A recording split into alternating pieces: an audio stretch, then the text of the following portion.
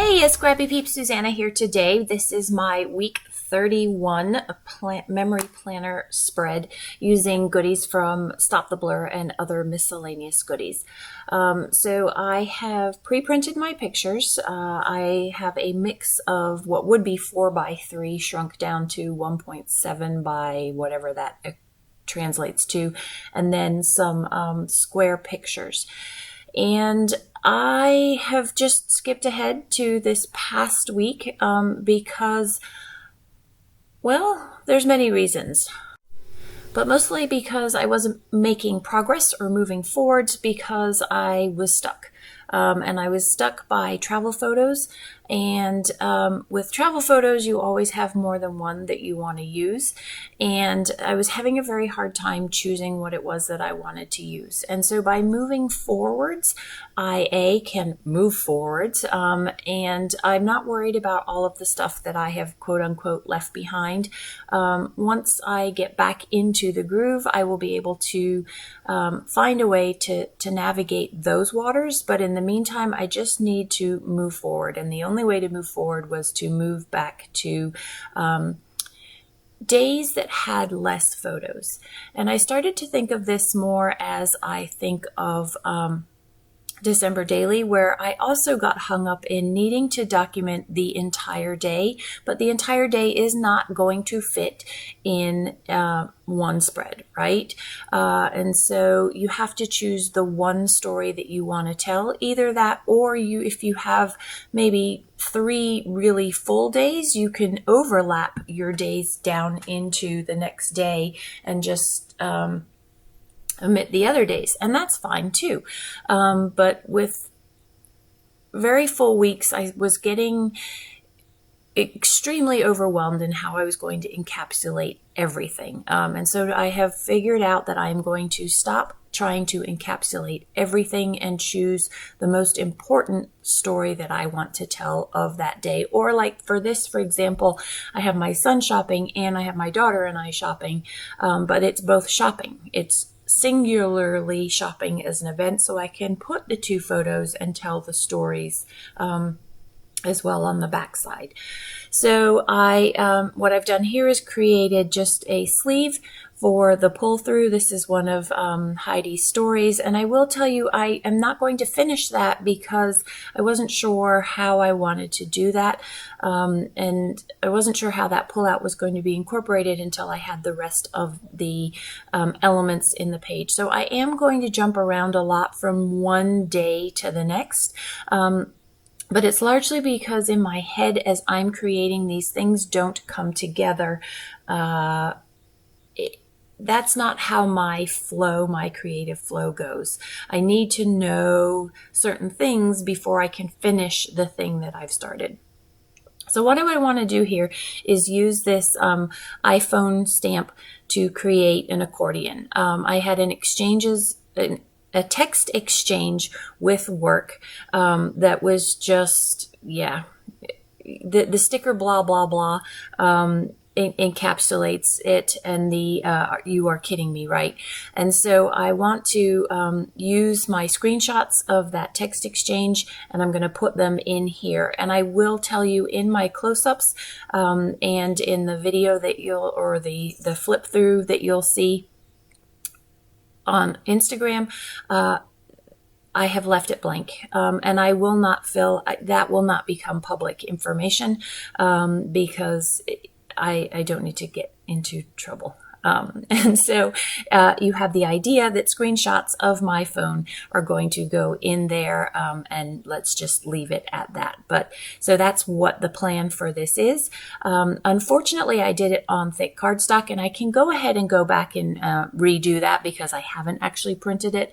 And I may actually do that because I only have 3 weeks in here, and coincidentally, this is sitting right on top of the accordion fold out, which is the last, or the waterfall fold out, which is the last video IG flip through that I showed. And I am worried just about the bulk. Literally, this is a 3-month journal planner, and having both of those sit right on top of each other has created a ton of bulk, and I'm worried about how that might work with the seam and the binding, but I'm going to leave it as it is, and I will figure it out as things go. So I am using a mix of stamps here. These happen to be from Paper Person, and it just so happens that my color palette is blue, pink, and green. And a lot of that came from this. So these are the July goodies. So I have a couple of the printables. I have those little teeny tiny folders. Aren't they so cute? And that is how I chose my color palette, but also in concert with, I am working with, it's the Cityscapes collection from My Mind's Eye. And so while we weren't traveling this week, I really liked some of the labels and the pattern papers and how it pulled everything together, which coincidentally, again, is very similar to the color palette that I used for the last memory planner spread that I shared, which was that waterfall that I did for a cherry on top, and that was back in May 9th to 15th. So they're far enough apart that it just happens to be coincidence, maybe colors that I'm loving currently. So I've put this directly into the album, and I'm concerned with how that is going to stay stuck down and not just keep popping up at you like a jack-in-the-box. And so I'm not sure what the solution is going to be. You could see I tried putting the circle a bunch of places to try and hold that down. And so what I've decided is I'm going to create a little envelope for that to fit into. So I've used Heidi's die, one of her envelope dies. She has 3. This is the sort of tall, skinny one, I'll just say. But I am not going to keep it tall, skinny. I want to keep it so that you can see that it's a phone. There's a part of me that's thinking that I might actually recreate this and make the top flap actually be the phone that will come down over the pocket, but I'm not entirely sure how that's going to go either. I had really wanted you to see the whole phone, but there's just no way of securing it down otherwise. So that is my solution for now. That is one of the printables from the blah, blah, blah, and I just fussy cut it, and it is the perfect sentiment for the way I wish I could share the text exchange. It's just, yeah. Anyway, we'll just leave it. So another one of the stamps that went with the Paper Person stamp. So the inks that I am using, I have 2 of the newer inks. So for the green, I have Bundled Sage. For the pink, and it's not really pink, it's kind of, well, it's pinkish, Saltwater Taffy. And then for the light blue, which I think I only use once in the month, is Stormy Sky. And then Uncharted Mariner is the blue that I use, and that goes perfectly with the blue that's in that July, the July kit. So here I want to do work. And I'm using these stamps from the Stamp Society. Heidi released, I can't remember what month, and I'm never going to remember what month. So we're just they're part of the Stamp Society stamps. And I want to incorporate a little bit more of the pink onto this side of the page. My plan was that I wanted to do shop with this as well, and then use it a 3rd time somewhere just for continuity, and that was going to be my element that tied one page over to the other. And I'm going to get really hung up on that, and it's going to impede my forward progress on this because I really wanted shop from these same letters. However, I'm going to have to move beyond that because it's just not going to work on that dark blue, that blue spotted cardstock that I've got there. So I'm stamping one of Heidi's stamps that says, okay, let's do this on sticker paper. This is not Heidi's sticker paper. This is sticker paper that I've ordered from Amazon. It is tough to tell what the front and the back is, but once you're able to figure it out, it works super, super well. I am not stamping on sticker paper because I'm worried about my inks bleeding through, but I'm stamping on sticker paper because I know I want this to overlap the photo. And I know that I'm not going to be able to stamp a crisp, clear image on the photo. I know the ink is going to slide and bleed.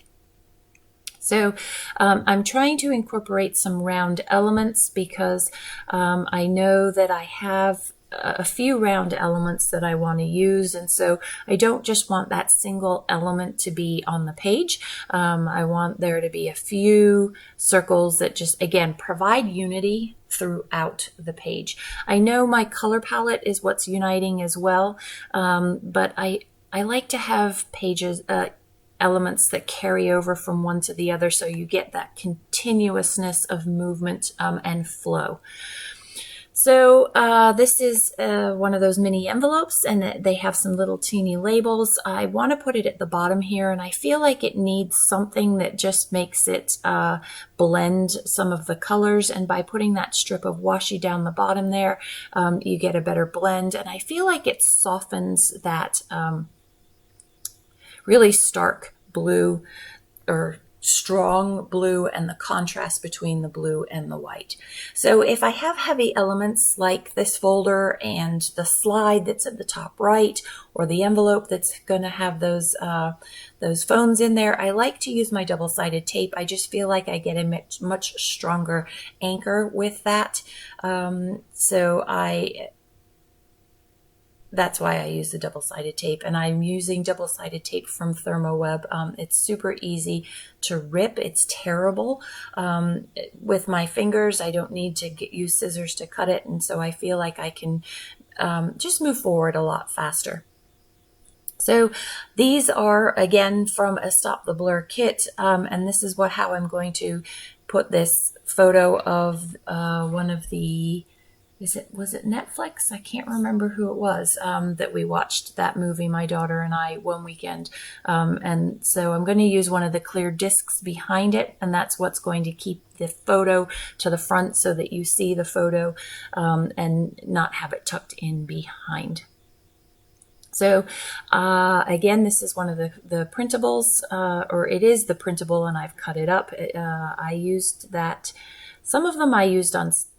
I always print it on sticker paper, and then I also always print it on cardstock. Most of the time I will use that. Those are the two things that I will use. So on this particular night, we went out for dinner, the four of us. We have not had a lot of nights... Well, that's not true. We've had a lot of dinners together. We just haven't had a lot of family time, really. And so I wanted to draw attention to the fact that we were able to get that time. So you can see from the sticker palette that I'm going through that a lot of these stickers are travel related, but there are also a fair number that are not. I really liked this green arrow because it provided a strong, bold green that went with that green that's in the Luck movie poster. I think that was on Apple TV. And so I really wanted to incorporate that into the page too, to just get a little bit more of that bold green that provides contrast to this that I'm going to go back and work on here. So I have one of the clear discs that came with it. And then I want to back that with something so that I can write on it. And I also have one of the tags with the green topper. And that so it gives me lots of places to write. And the funny thing is that I end up not writing any of it, but I can go back in and include other story from the day if I want to. I am going to tell you that you do not get all of my process here because I do a lot of shifting. Once I do my journaling, it changes things as well. And I don't like to journal while I'm on camera because who wants to sit and watch? And this video is long enough as it is that I didn't need to make it any longer. So I am going to stamp tax-free. It was tax-free weekend here in Virginia. Down the side there, that filled in that gap there because I didn't have any journaling that needed to go there. I am going to journal in all of those white spaces for the most part. I don't add anything different, but I am going to shift some things, and I will tell you as I get there. So now I'm working on the week of, or the dates. And so I have a Carrie Bradford Studio stamp, and I want a second generation stamp that. So I'm going to stamp it and then stamp it again. And I messed that up. And so I will do it again and just repeat on top of it. So it's not as light as I want it to be, but it still is there. And so you have part of the 8. And then, so this is the beginning of August, which is why I'm making that distinction there. And then I'm going to just stamp August on top of that. And what you won't see me do is I'm going to have a label right beside that, and I'm going to use the stamps from Stop the Blur. I think it was 2 months ago that had the dates. So I have 01 to 07 in that little label. It's going by August. So now this is a LE Studio stamp. It has a coordinating die, so I could have stamped directly, or I could have stamped it on cardstock and then die cut it out. But if I can stamp directly on the page and I don't have too much bulk underneath and I'm not worried about not getting a clean impression, I would prefer to stamp directly on the page. So I love the way that blue heart provides some contrast to the blue on the right-hand side of the page and ties down to the blue that has the restaurant ad, as well as on the inside, I will put the photo of the 4 of us there. So I had thought about stamping currently watching directly underneath, but I know I want to use one of these pull-out tabs that goes with this, and so I stamp watching directly onto the tab, and that is going to just go on the edge so that you know that it is pull-outable. I don't really use any of the pull lists or lift here's because to me a lot of that is self-explanatory, and if you don't lift it to find it, then oh well. I don't normally sand things, but I do really like the look of how the sanded edges sort of soften things. And especially these dark elements really do need softening. And so I have found a really old coordinations from way back when I was on that design team, sandpaper, and I like it on the block. So that is what I am using for my sanding. It's probably a slightly coarser grade than what Heidi uses and sells in her store, but it works for me, and I can always go to Home Depot or Lowe's and get some of the finer cut sandpaper and stick them on that block too. So here's how I literally, this is just a Project Life card, one of the 4x6 cards, and I am just literally going to mount this on there. I forgot that the actual slide is 2 inches tall, and so having a 2-inch tall slide isn't going to slide very well, so I had to trim it down, and so it's slightly... It cut down my photos a little bit, which is absolutely fine. So you'll see the photo of Nicholas, and then when you pull it through, you'll see the photo of Mia, and the journaling is on the back side of that. So I'm not sure that I'm actually going to show you all of the pullouts because you're seeing them being created. But if you want to see the whole spread finished and how the pullouts work or the interactive elements, be sure to head over to Instagram because I put a little video together there. So here I'm going to have a not so bright moment. I really wanted the pink to show on the front side, but I also wanted the pink to show on the back side. And unless I had 2 of these labels, there was no way that was going to work. So you can see me keep trying to figure out, I could have taped the photo and you could have flipped the photo down. But the reality is that I don't write on the back of it, and I didn't need the extra journaling space. I always like to give myself that option though, if I want it. So on this right-hand side here, I'm going to create a cluster of hearts, and eventually I will add one of the round circles from this past month's kit, July. There we go. And I will actually shift that because I feel like I need something in that notes section down below that I don't fill, but I actually want something there. So I am going to go ahead and get a pink LE Studio label, and then I will move all of those things down to that pink LE Studio label, and it actually does end up being blank down there, but I like that white space. And maybe I might go back in and add something after the fact, but currently I don't have anything there. So that entire cluster right there is going to get shifted down. I wanted a little bit of green here, and so and I have this little tray on my desk of things that I've cut. I think I have these leaves in various shades of green and white from projects that I've worked on previously. You can see them there. I've got some leftover cherries from a project, just sort of leftover bits and pieces that could be multi-use So you can see that green there. I also wanted, so I've taken my green arrow off. You can see that. But so that was a nice contrast of green too that pulls this left-hand side of the page over to the right-hand side as well. It also is a second piece of greenery or foliage. And I like, again, I like those uniting themes that kind of make one page meld into the other. So here I've used the stamps with the numbered stamps for the date, only for some reason they did not stamp well. They bled. I think partly because I didn't prime them with an ink, a hybrid ink, before I used the Distress Oxides. And so I'm going over them with black, and I actually really like that much better anyway, because it is a very distinct, crisp stamp. And I like the way that the black adds to the black that's in the photos and provides that contrast to just balance that out and round that out there.